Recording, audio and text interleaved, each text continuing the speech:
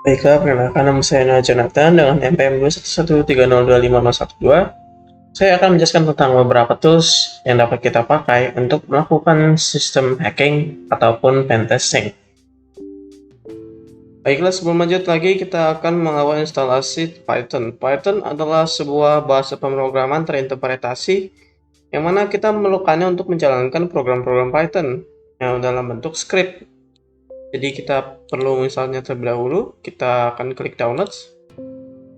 Kita download latest version atau download versi terbaru dari Python, yaitu Python 3.11.4. Kita klik keep saja, kemudian kita klik buka.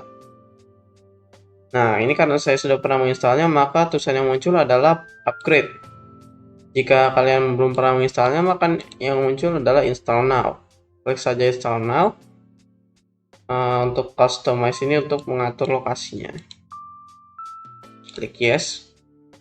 Dia akan melakukan upgrade Python-nya menjadi Python 3.11.4 karena saya sudah pernah menginstal. Kita tunggu sebentar saja. Nah, aplikasi yang akan kita jalankan berikutnya adalah sebuah port scanner berbasis Python. Jadi bentuknya script dan dapat dijalankan hanya menggunakan Python. Kita menunggu sebentar hingga proses instalasinya selesai. Dia akan menginstal Python interpreternya dan libraries yang digunakan.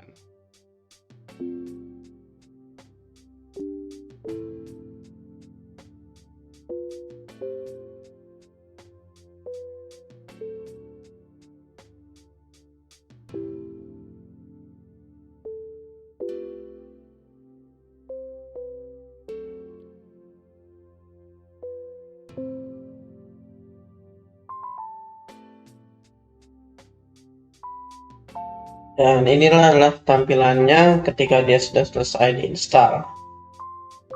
Nah, untuk memverifikasi apakah instalasinya berhasil atau tidak, kita akan membuka aplikasi CMD atau Command Prompt. Saya bisa membukanya atau icon seperti ini. Kalau kalian punya, kalau tidak punya bisa buka dari start, ketikkan CMD. Kemudian akan terbuka Command Prompt, kita langsung bisa mengetikkan apapun dalamnya. Saya akan membuka dulu. Kita bisa mengetikkan Python double strip version. Ini untuk mengecek versi Python yang terinstall. Sudah kita bisa membuka Python-nya seperti ini. Atau kita bisa juga jalankan Python, misalkan python.py seperti itu untuk menjalankan aplikasinya. Yang pertama, yang paling sederhana, kita akan mulai dari sebuah port scanner. Saya mendapatkan port scanner di sini. Kalau kita buka readme files-nya, ini adalah port scanner.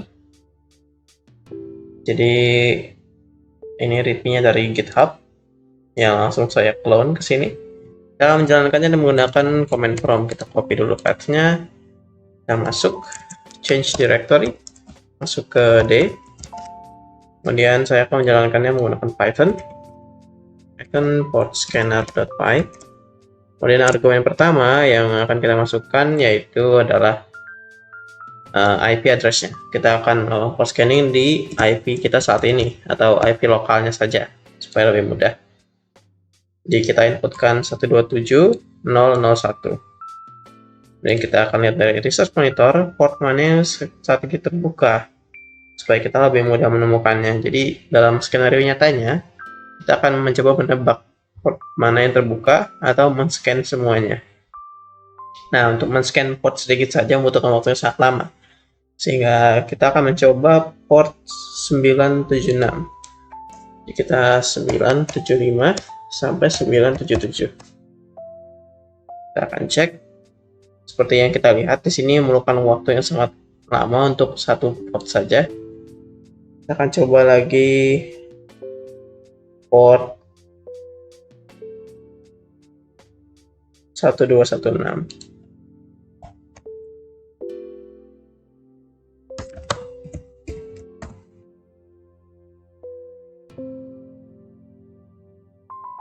Masih tidak terdeteksi. Kita akan coba port keempat.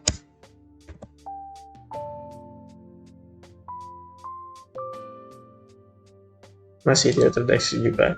Jadi nanti kalau misalkan ada port yang terbuka, dia akan misalkan port 4 is open begitu.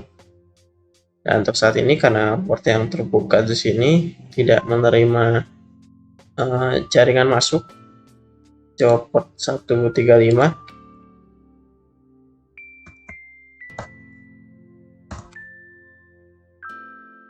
Nah, seperti ini hasilnya. Port 135 is open. Karena kita tahu dari sini port 135 dipakai oleh SVC host, yang mana merupakan aplikasi bawaan Windows. Jadi itu cara kita mengetahui portnya, dan cara kita setelah mengetahui port itu kita bisa menyerang si komputer yang akan kita serang. Kemudian tools berikutnya yang akan kita gunakan itu adalah dnspy.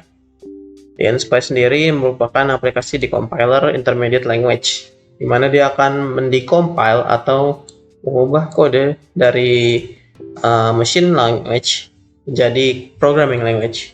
Jadi di sini kita sudah mengembalikan kodenya ke dalam bentuk C#. Kita bisa mengubah kode, kemudian kita bisa misalkan mengubah fungsi yang ada dalam kode ini.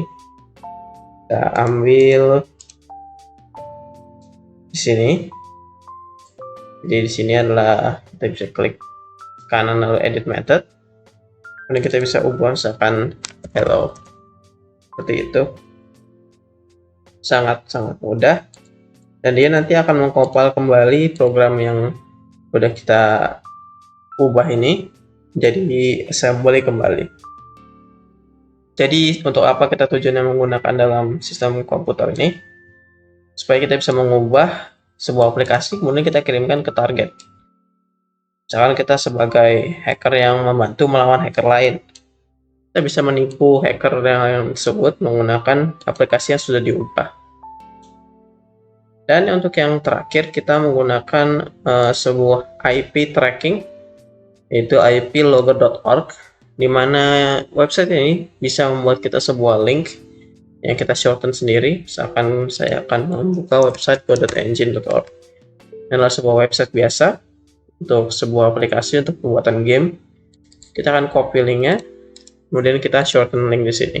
Nanti dia akan menciptakan sebuah IP link baru, di mana jika kita klik, dia akan mencatat IP address kita dan lokasi kita. Fungsinya untuk apa? Nah, nanti kita dapat mengirimkannya kepada penyerang-penyerang yang lain, supaya kita mendapatkan IP address dari mereka.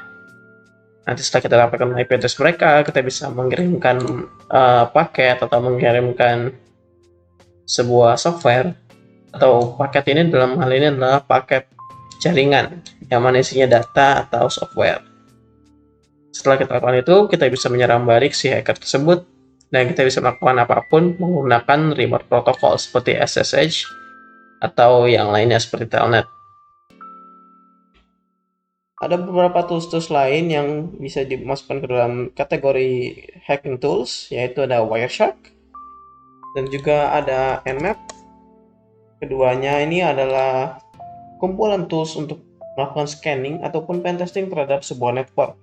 Namun cara penggunaannya cukup kompleks, jadi kalian harus mempelajarinya terlebih dahulu sebelum menggunakannya.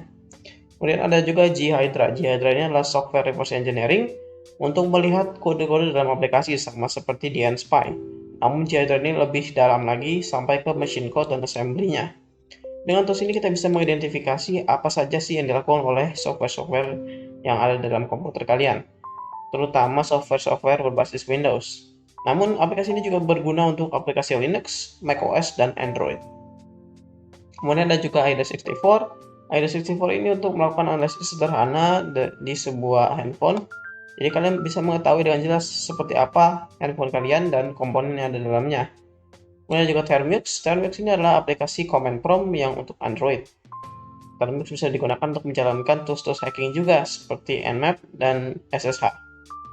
Baik, ini adalah beberapa tools-tools kecil yang tidak dimasukkan dalam video ini, namun juga ada di dalam dunia yang luas ini. Jadi, kesimpulannya adalah hacking adalah sebuah skill yang sangat bermanfaat di kehidupan manusia. Namun kita harus menggunakannya dengan baik dan benar. Jadi kita harus tahu cara penggunaannya dan cara mempertahankan diri dari hacking tersebut. Dan juga kita harus tahu cara memanfaatkan peralatan-peralatan di sekitar kita, bukan untuk menyengsarakan orang lain, tapi untuk sekali membantu supaya kedepannya dunia ini menjadi tempat yang lebih baik lagi. Selain itu, kita juga perlu berhati-hati saat browsing di internet, karena kita tidak tahu link mana yang sudah tersimpan tracking di dalamnya. Tracking itu adalah hal yang sangat normal, jadi kita harus cari tahu cara mencegahnya.